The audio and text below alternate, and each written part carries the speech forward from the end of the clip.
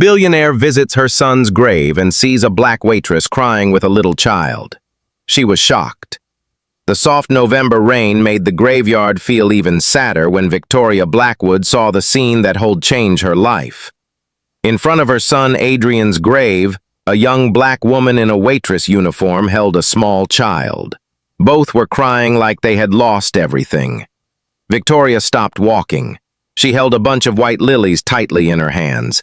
At 55, the head of Blackwood Industries had never seen these two before.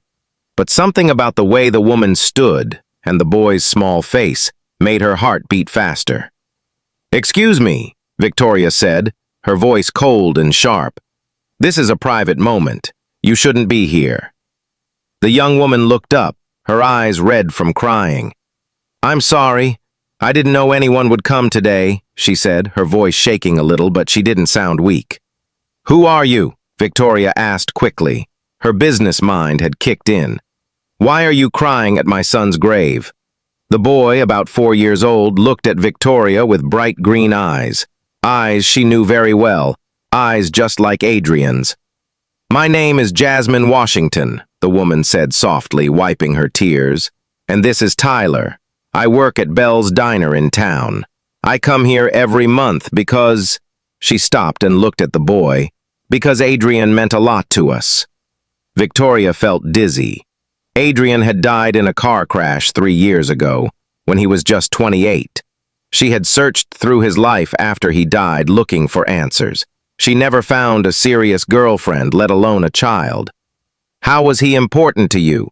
Victoria asked, her voice lower now. The rain got heavier, but they all stayed still. Jasmine looked straight into Victoria's eyes, stronger than before. "Because Tyler is his son," she said, "and I promised Adrienne I would take care of him always." The flowers fell from Victoria's hands, scattering on the wet stone. 3 years. 3 years of thinking her family line ended with Adrienne. Now, a grandson, a black grandson, raised by a waitress. But something in Jasmine's eyes didn't match her calm words. She looked like she was hiding something big. Victoria didn't know it yet, but this moment was just the beginning. Jasmine's quiet pain was hiding a strong heart, and that strength was about to shake everything in Victoria's powerful life. If stories about family secrets and surprises touch your heart, don't forget to follow the channel. A random meeting in a graveyard is about to change the life of one of the richest women in the country forever. 2 weeks later, Victoria had turned her home library into a planning room. Reports from private detectives were everywhere. They showed every detail of Jasmine Washington's life. Single, no family, working 2 jobs, lives in a small apartment, Victoria said as she looked at the papers. Only finished high school. Her assistant, David Chun, stood nearby. He had seen her destroy businesses without blinking, but today she looked truly upset. "What about the child's mother?" she asked, staring at a blurry photo of Tyler. "Here's the strange part," David said, opening another file. "There's no birth certificate, no hospital record, nothing. It's like the boy's mother doesn't exist." Victoria tapped her fingers on the table. Her team knew that meant trouble. When Adrienne died, she had looked at every piece of his past, trying to find answers. But there had been no sign of a woman or a child. "Set a meeting with this Jasmine," she ordered. "Tomorrow, in my office, 2 o'clock sharp." 24. The next day, Jasmine came to the Blackwood Industries building in her best, though old, suit. The tall glass building reflected her image back like a mirror. Victoria met her in her large office on the top floor, showing off the view of the whole city. It was clearly meant to show power. "Sit," Victoria said, pointing to a chair that sat lower than hers. "We need to talk about Tyler." But Jasmine stayed standing. "I'd rather stand," she replied politely. "As you wish," Victoria said, opening a folder. "I looked into your life. You're poor. You have no savings." "Tyler is loved and safe," Jasmine replied, calmly but firmly. Victoria gave a small smile, but it wasn't kind. "I'm sure you care, but a Blackwood child should have the best life, and you can't give that to him." "So what are you offering?" Jasmine asked. $200,000, Victoria said, sliding a check over. "He'll live with me, go to the best schools, You can visit on weekends. Jasmine looked at the check like it was something dangerous. You want to buy my son? He's not your son, Victoria snapped, her voice colder now. He's my grandson, my family. A waitress in her 20s can't give him what we can. Jasmine laughed, but there was no joy in it. Can I call you Victoria? You want to know what family means? Tyler calls me Mom. I hold him when he cries at night. I help him with math. I read him stories. That's what family is. Victoria stood tall, trying to look bigger. Nice words, but you're broke. He needs travel, education, a future. And he needs love, Jasmine replied, which you never gave your son. The room went quiet. Victoria looked like someone had slapped her. How dare you, she said. Adrienne told me about you, Jasmine said, her voice calm but sharp. You missed his games, skipped birthdays, sent gifts through your assistant. You want Tyler to make yourself feel better, not because you love him. Victoria's hands clenched into fists. You don't know me. No, but I knew your son, and I know why he kept Tyler from you. Jasmine picked up the check and ripped it in two. The pieces fell to the floor. Tyler is not for sale. Victoria's voice turned dark. Then I'll go to court. I have lawyers. I have power. I'll prove you're not fit to raise him. Jasmine smiled, the first real smile since arriving. Victoria paused. Something about that smile made her nervous. You think I'm just a poor waitress, but there's a lot you don't know about me, about Adrienne, about Tyler. And when you do... She walked to the door. Next time we talk, it'll be on my terms. Victoria stood alone in her office after Jasmine left, the ripped check still on the ground. For the first time in years, someone had said no to her and walked away with confidence. But what confused her most was, how could a poor waitress be so sure of herself, like she was hiding something? Something that made Victoria feel powerless, and worse, watched. 3 days later, Victoria got a call that shocked her. Her lawyer, Richard Thornton, sounded worried. That never happened. Victoria, I have news about the case, he said. Miss Washington has a lawyer. Victoria laughed. With what money? Some random legal helper? No, Richard said. She's being helped by Morrison, Caldwell, and Pierce. Victoria nearly dropped her coffee. That was one of the biggest law firms in the country. That's not possible. Why her?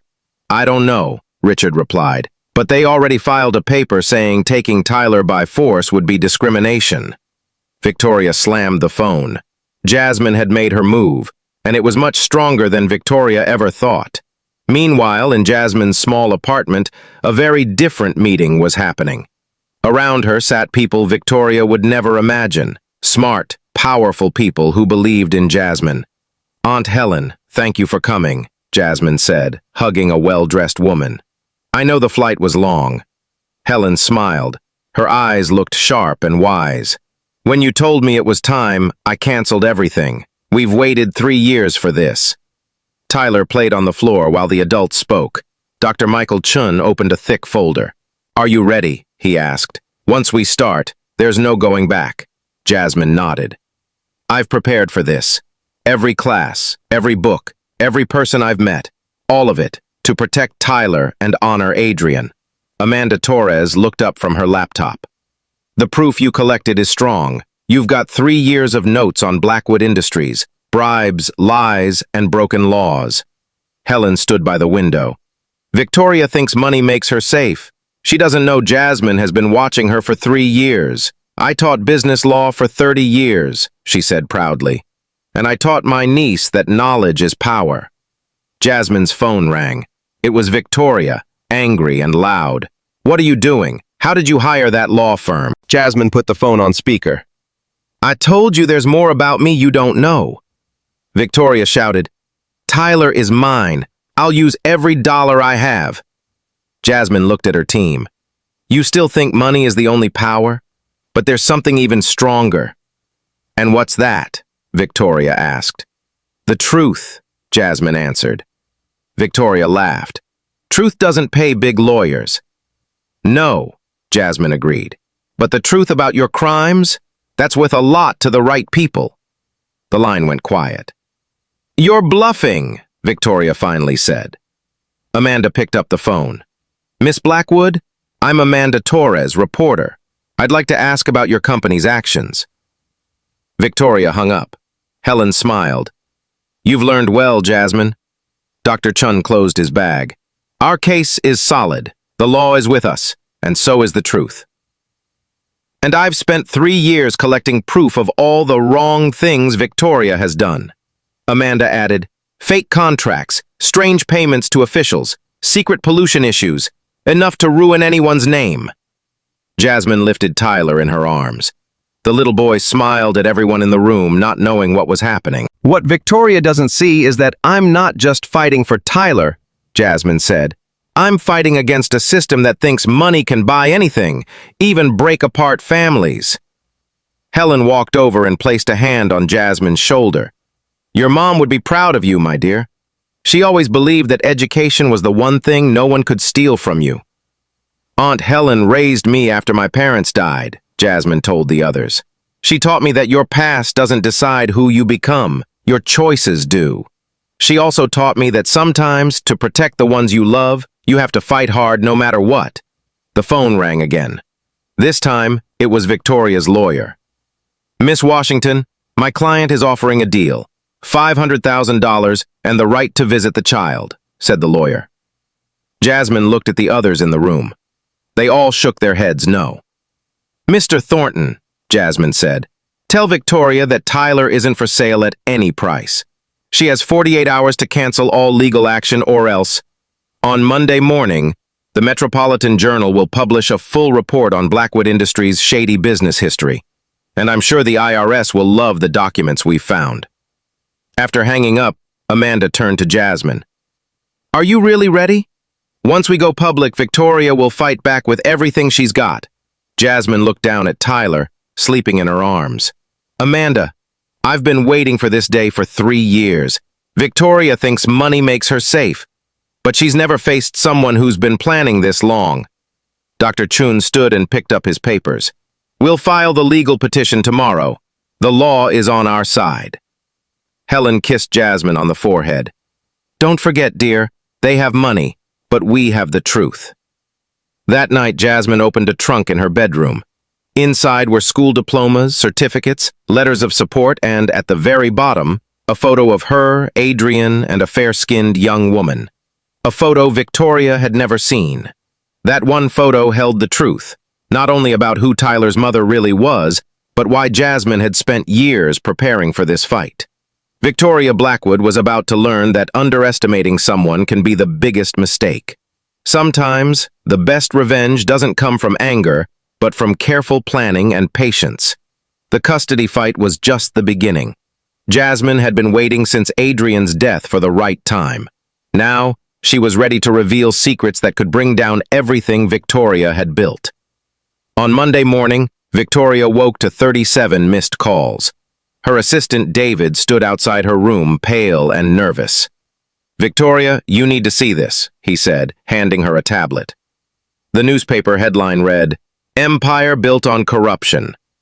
Below the title were photos of illegal deals, secret meetings, and money transfers. It was clear. Blackwood Industries had been exposed. Her legs felt weak. How did they get all this? She whispered. Her phone rang. It was her lawyer, Richard. Victoria, this is a total disaster, he said. The IRS is sending agents, the FBI too, and the stock exchange just froze all trading of Blackwood Industries. Victoria hung up and quickly called Jasmine, her hands shaking. You! She screamed. You ruined me! Good morning, Victoria, Jasmine said calmly. I guess you saw the news. I'll ruin you for this, Victoria shouted. I'll use every resource I have. What resources? Jasmine asked softly. The news says your bank accounts were frozen 15 minutes ago. Victoria jumped to her computer, typing in her passwords. Access denied. This can't be real, she muttered. Jasmine kept speaking. Amanda Torres didn't do this alone. Her team has tracked every fake document you signed in the last 20 years.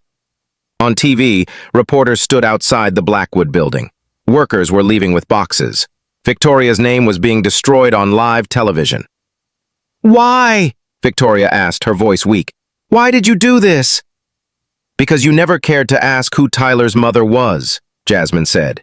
If you had, you'd know her name was Jessica Blackwood. Victoria went pale. No, that's not possible. Jessica was your cousin Robert's daughter, the cousin you betrayed in 1995.